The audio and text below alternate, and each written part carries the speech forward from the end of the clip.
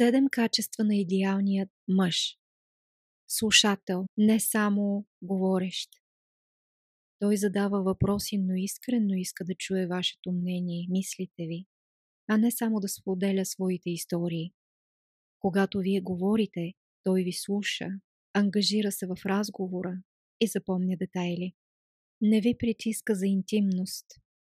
Не е някой, който бърза още от първата среща да иска прегръдка, целувка или нещо повече. Оставя нещата да се развият от само себе си. Търпелив е и уважава вашето мнение. Вижда ви като равни.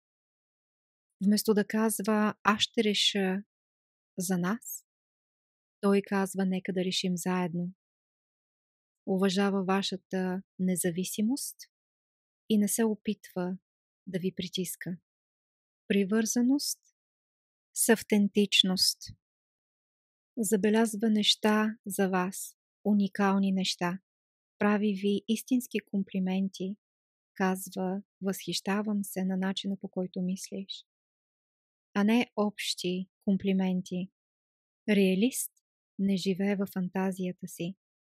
Не е някой, който бърза с разговори за бъдеще, като брак, семейство, живеене в чужбина, преди да ви е опознал истински. Вместо това, той се опитва да изгради доверие между вас стъпка по стъпка, проявявайки постоянство.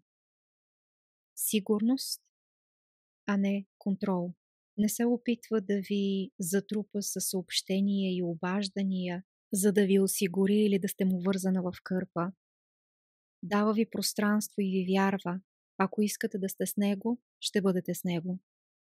Закриляще, но не проявява чувство за притежание. Създава ви усещане за безопасност, но никога, че ви притежава.